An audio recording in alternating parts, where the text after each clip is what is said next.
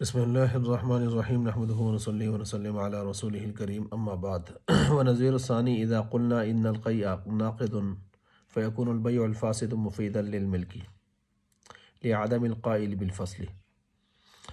اصول الشاشی سبق نمبر 85۔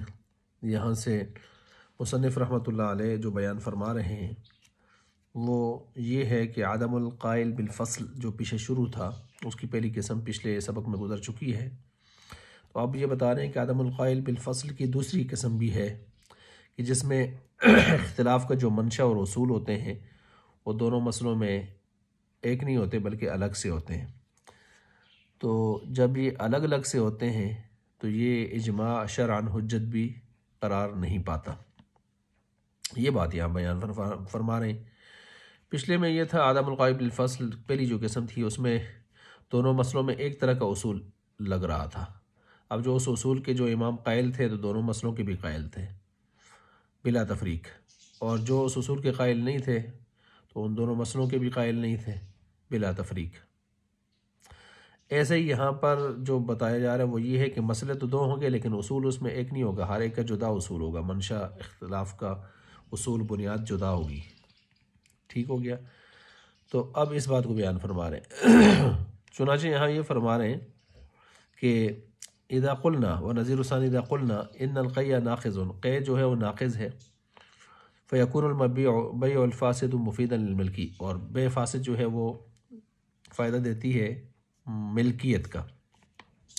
اب دیکھیے دو مسئلہ ہیں، ایک قیع الٹیاں متلی جو ہے وہ ناقص وہ وضو کو توڑتی ہے اور اس میں ہمارے نزدیک یہ اصول ہے کہ ما خرج من السبیلین سے دو شرمگاہوں سے جو نکلے یا اس سے ہٹ کر کوئی چیز گندگی نکلے تو وہ ناقض وضو ہوتی ہے۔ امام شافعی رحمۃ اللہ علیہ کے ہاں ما خرج من السبیلین دو شرمگاہوں سے نکلنے والی چیز تو ناقض ہے، باقی جسم کے کسی حصے سے کوئی چیز نکل رہی ہے وہ ناقض نہیں ہے، یہ اصول ان کے ہاں ہے۔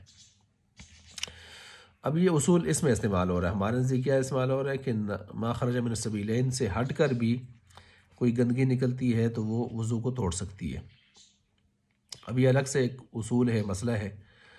اب اس کے ساتھ دوسرے مسئلے کو ملا لیں، البیع الفاسد مفید فیکون البیع الفاسد مفیدا للملکی، کہ بے فاسد جو ہے وہ ملک کا فائدہ دیتی ہے ملکیت کا۔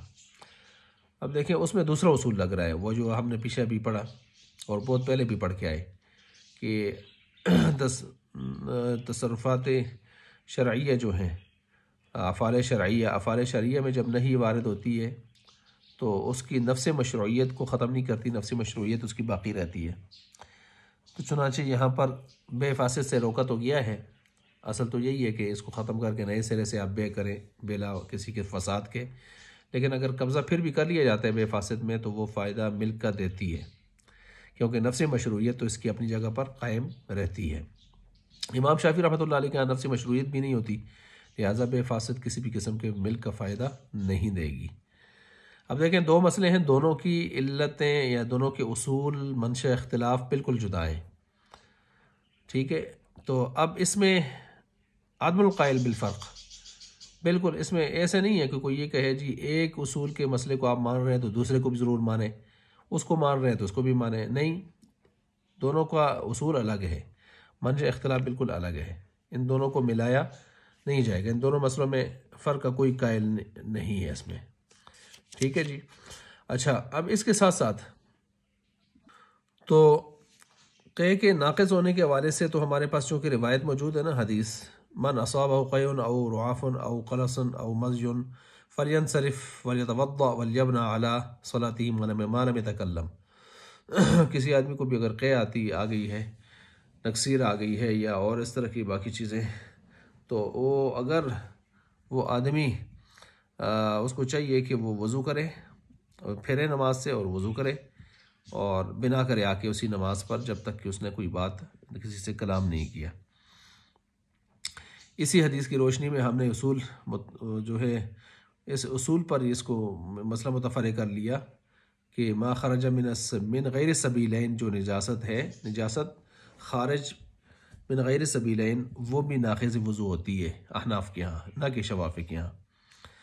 اب یہ اصول ہم نے اس میں رکھا، اور اب دوسرا جو مشروعیت والا ہے وہ ہم نے الگ ترتیب سے رکھا۔ افعال شرعیہ میں مشروعیت، نفس مشروعیت رہتی ہے، امام شافعی اس کو بھی نہیں مانتے۔ ایک تیسری جو چیز ہے وہ یہاں پر وہ یہ ہے کہ جو آدمی قتل کرتے، قتل عمد، ہمارے نزدیک اس میں قصاص ہی ہے۔ امام شافعی رحمۃ اللہ علیہ کے یہاں یہ ہے کہ قاضی کی ثوابدید پر بھی ہو سکتا ہے کہ وہ قصاص دلواتا ہے یا دیت دلواتا ہے، تو اس کو بھی اختیار حاصل ہے۔ یہ ان کے ہاں مسئلہ ہے۔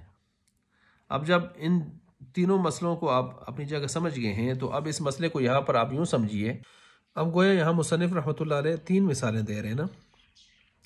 پہلی مثال میں قے ناقض وضو ہونا اور اس کے ساتھ بے فاسد کا مفید ملک ہونا، اور دوسری قے ناقض ہونا، ناقض وضو ہونا اور قصاص، قتل عمد میں قصاص کا ہونا۔ تیسری مثال میں قے کا ناقض وضو ہونا اور اس کے ساتھ مس امرأہ سے وضو کا نہ ٹوٹنا۔ اب دیکھیں پہلی مثال میں اگر آپ دیکھیں، حناف کے نزدیک ناقض وضو ہے قے، اور ادھر سے بے فاسد مفید ملک بھی ہے۔ امام شافعی کے ہاں دونوں باتیں نہیں ہیں، قے ناقض وضو بھی نہیں ہے اور جو دوسرا ہے بے فاسد مفید ملک بھی نہیں ہے۔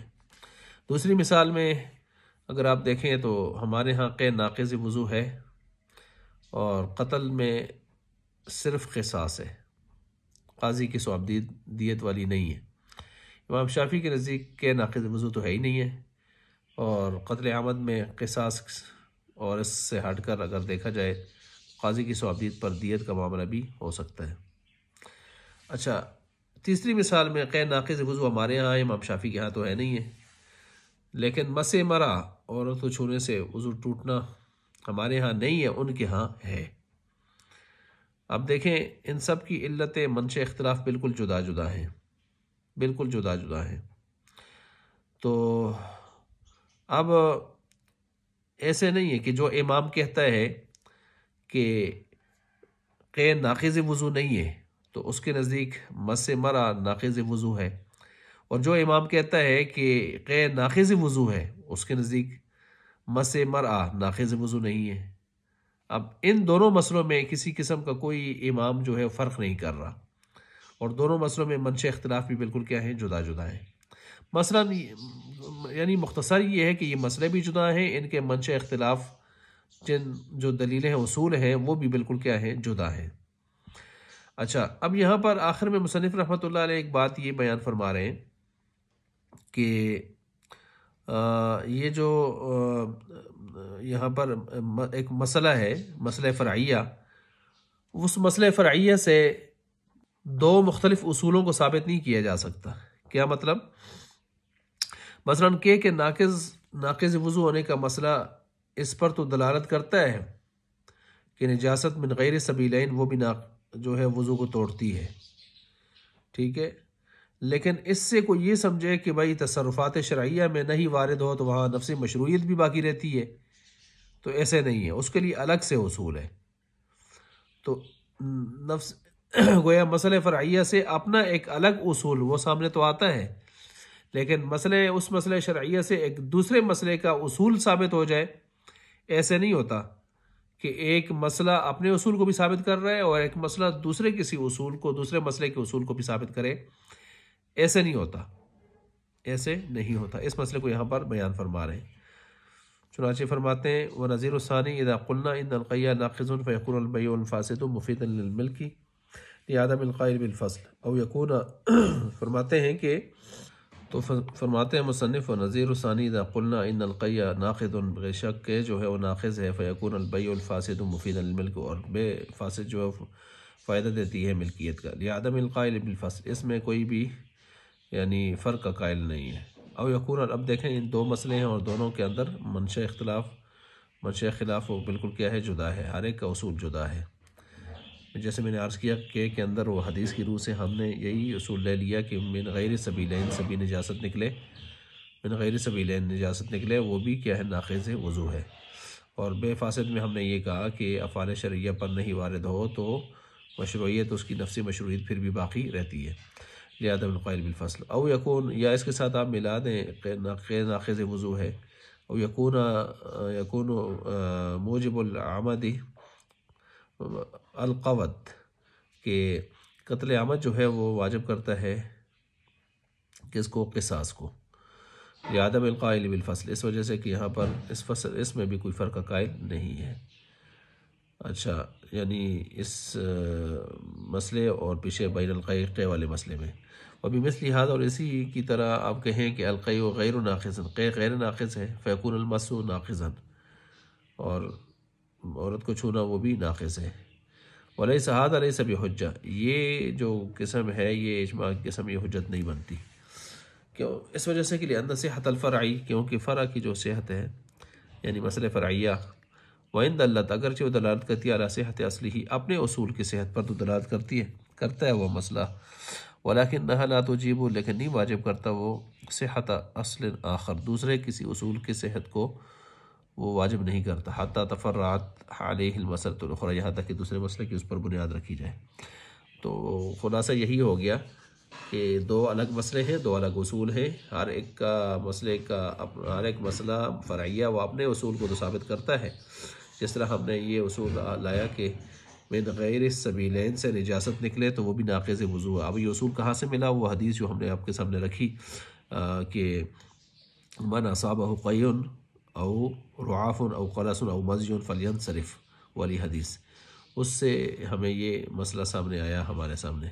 لیکن اب اس اصول کو لے کر کوئی دوسرے مسئلے میں گھسنا شروع کر دے، قصاص والے مسئلے میں یا مس مرء والے مسئلے میں گھسنا شروع کر دے، یا بے فاسد کی ملکیت والے مسئلے میں گھسنا شروع کر دے، ایسا نہیں ہوگا. تو یہ مسئلہ فرعیہ صرف اپنے اصول کو ثابت کر سکتا ہے، دوسرے کے اصول کو ثابت کر کے اس کے مسئلے کو اس پر متفرع کر سکتا نہیں ہے. یہ بات یہاں پر بیان فرما دی. اسی وجہ سے اس اجماع کو کسی کے بارے میں کہا کہ یہ لیس بحجت شرعیت، یہ کوئی حجت شرعیہ نہیں بنتا یہ مسئلہ.